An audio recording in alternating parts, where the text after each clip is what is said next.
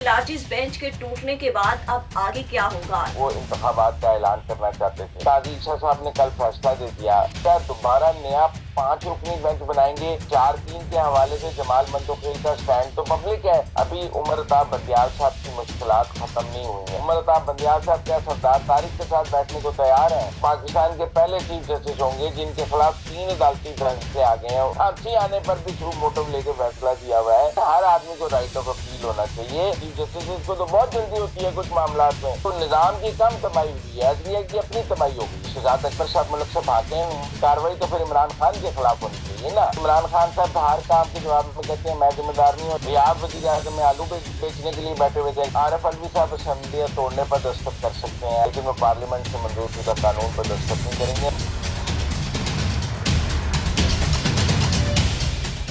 अस्सलाम वालेकुम, मुझे कहते हैं सोबिया इश्रफ और आप देख रहे हैं प्रोग्राम अंदर की बात मुजम्मिल सौर वर्दी के साथ। आज पंजाब और केपीके के इंतखाबात मुलतवी होने के हवाले से केस की समाअत अभी स्टार्ट होनी ही थी कि चीफ जस्टिस उमर अता बंदयाल ने कहा कि जस्टिस अमीनुद्दीन साहब कुछ कहना चाहते हैं।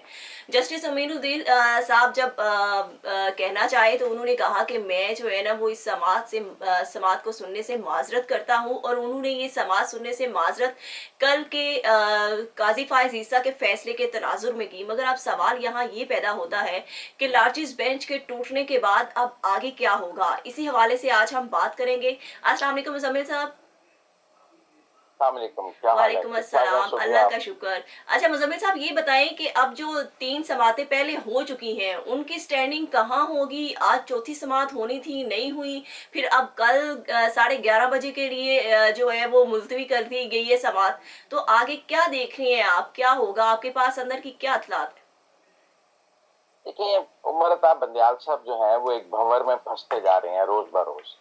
अब वो बेशक, मैंने पहले भी कहा कि उन्होंने पार्लियामान की करारदाद को रद्दी की टोकरी में फेंका, उन्होंने हुकूमत का फुल कोर्ट बनाने की इस्तदा को रद्दी की टोकरी में फेंका, और वो अपने 5 रुकनी बेंच के साथ इस केस को सुनना चाहते थे। उन्होंने इस बात को भी खातर में नहीं लाया कि उनका पिछला सू मोटिव 4-3 से था या 3-2 से था, पर वो ये समाज जारी रखना चाहते थे, और ऐसा लग रहा था कि वो किसी भी तरह तमाम तर तनाज़ात, सारे बहरान के बावजूद जो है अपनी इस समाज को जारी रखते हुए वो इंतखाबात का ऐलान करना चाहते थे और तहरीक इंसाफ को रिलीफ देना चाहते थे।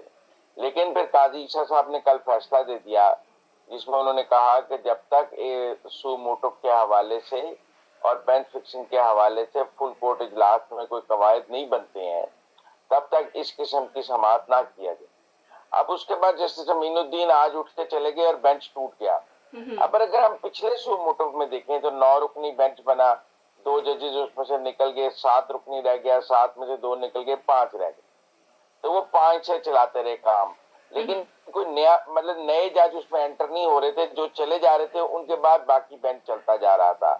अब यहाँ 5 रुकनी बेंच था, उसमें से एक चले गए, तो क्या कल बाकी चार को चला लेंगे?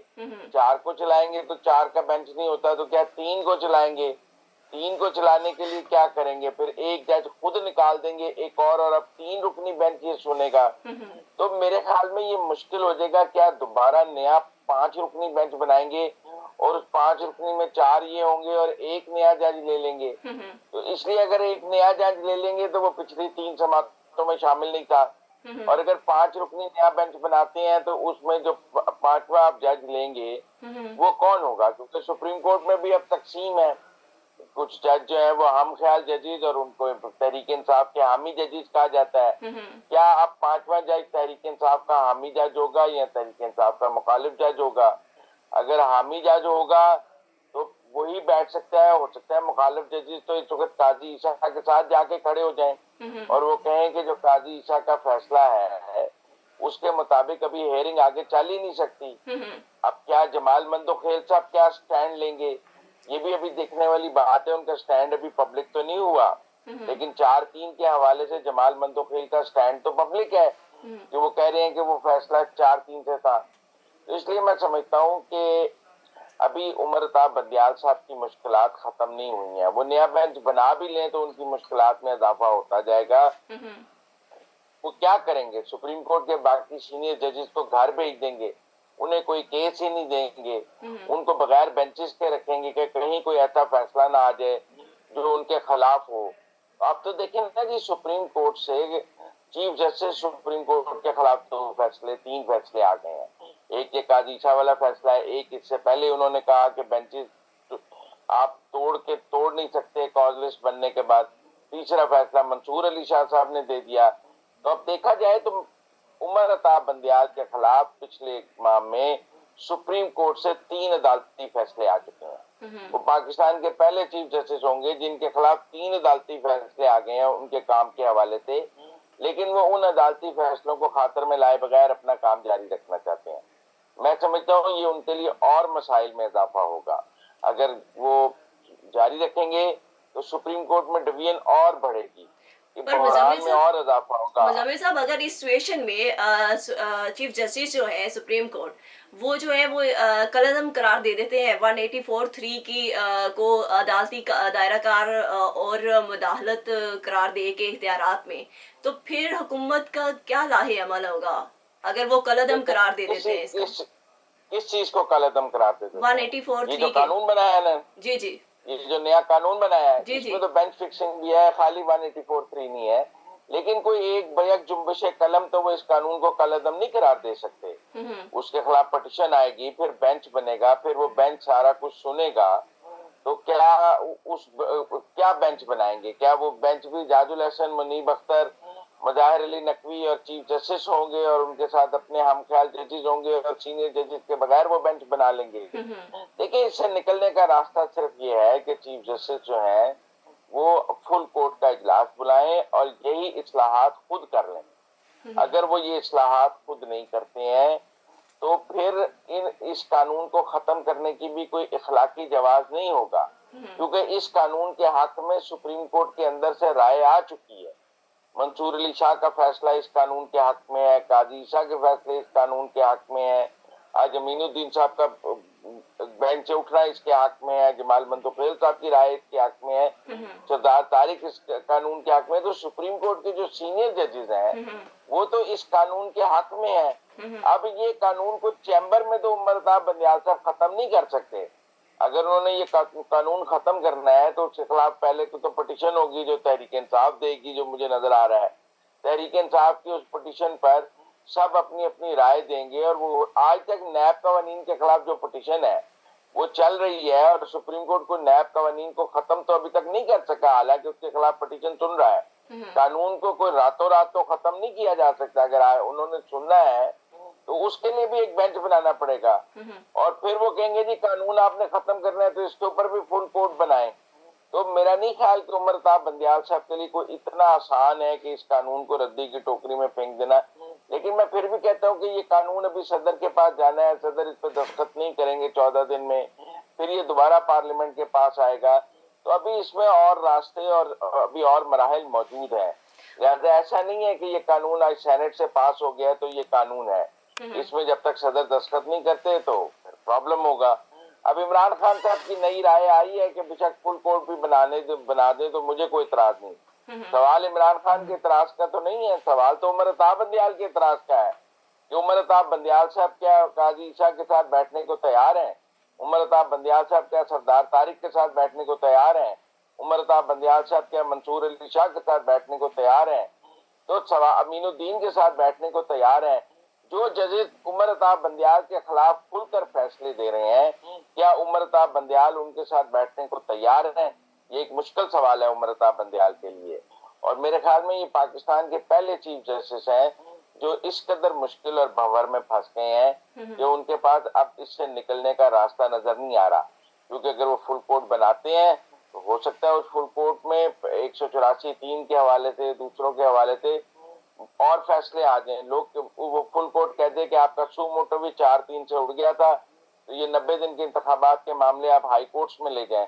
फिर बंदियाल साहब कहाँ स्टैंड करेंगे। मुजम्मिल तो साहब, ये इसलिए जो कोई इतना आज सेनेट आसान। से बिल मंजूर हुआ है, प्रैक्टिस एंड प्रोसीजर, जिसके तहत नवाज शरीफ को जो है वो अपील करने का हक हासिल हो गया है, कल कार्रवाई के दौरान कौमी असेंबली में इसके हवाले से जब बात हुई तो काफी ज्यादा पीपल्स पार्टी की तरफ से जो बिलावल भुट्टो साहब थे वो फौरन जो है वो इस शिक के हवाले से वो कह रहे थे कि अभी आप इसको पास ना करवाएं। तो क्या वजूहात थी कि बिलावल साहब जो थे वो पहले इस पे इतराजात उठाने लगे और उसके बाद जो है वजीर आजम शहबाज शरीफ ने उनको कायल किया तो किन शराइत पे कायल किया? नहीं, ये तरमीम तो देखें मोहसिन दावर साहब ने पेश की। हम्म। ये कोई मुस्लिम लीग नून की तरमीम तो नहीं थी। और उसमें one time right of appeal दिया गया सू मोटव के खिलाफ। वो सिर्फ नवाज शरीफ को तो नहीं मिलेगा। हम्म। यहाँ सैकड़ों सू मोटव हैं जो साकिब निसार ने लिए हुए हैं, सैकड़ों सू मोटव हैं जो मुजम्मिल इफ्तिखार साहब, चौधरी जहांगीर ने लिए तरीन हुए हैं साहब को जिनके। मिलेगा, यूसुफ रजा गिलानी साहब को मिलेगा? नहीं नहीं नहीं, आप आम आदमी को मिलेगा, नस्ला टावर वालों को मिलेगा, जो गुलजार साहब नस्ला टावर गिरा के लोगों को बेघर कर गए हैं। हम्म। या लाहौर में कई घर साकिब निसार साहब ने गिरा दिए हैं, उनको राइट ऑफ अपील मिलेगा। यहाँ तो सू मोटव के नाम पर इतना कुछ हुआ हुआ है पाकिस्तान में कि जजेस ने छोटे छोटे मामलात पर, खांसी आने पर भी सू मोटव लेके फैसला दिया हुआ है। उन सब के पास राइट ऑफ अपील नहीं है कि चीफ जस्टिस ने सू मोटव में जो फैसला कर दिया उसके खिलाफ तो आप सिर्फ अल्लाह मियाँ को अपील कर सकते हैं कि या अल्लाह मेरे साथ नाइंसाफी हो गई है, एक चीफ जस्टिस ने मेरे खिलाफ सू मोटव ले लिया।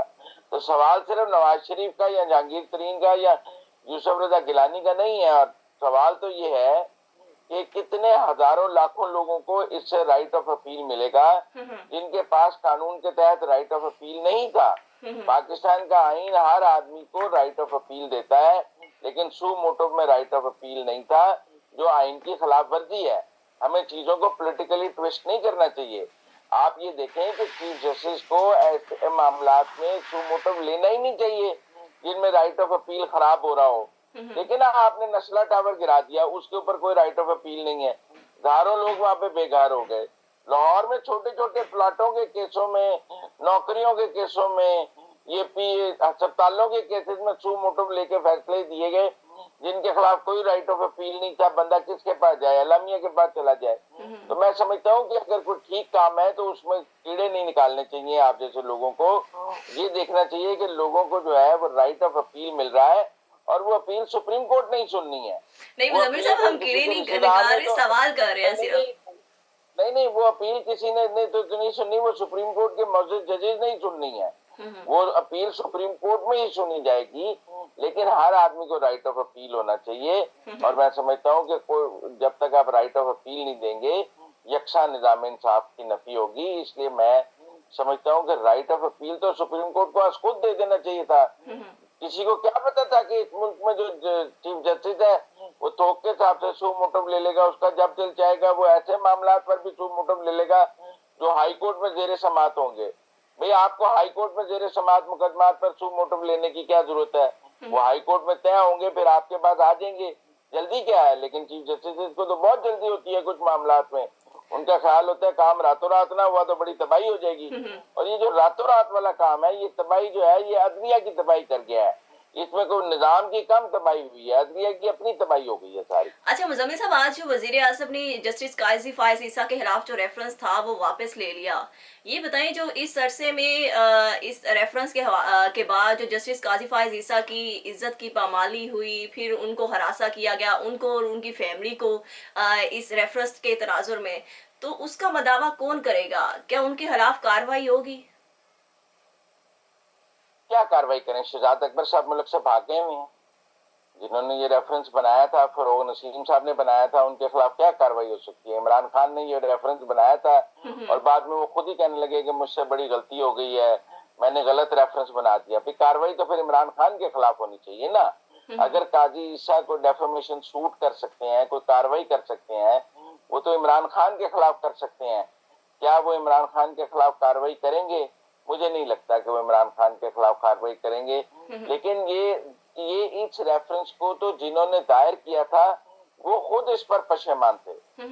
और मैं समझता हूँ कि इसकी वापसी में देर भी इसलिए हुई कि उमर अता बंदियाल साहब शायद इसकी वापसी के हक में नहीं थे और हुकूमत ने बहुत कोशिश की उमर अता बंदियाल साहब के साथ चलने की, लेकिन जब मामला अब इस हद तक खराब हो गए हैं तो ये एक जो काम नेकी का काम पेंडिंग था वो कर दिया गया है।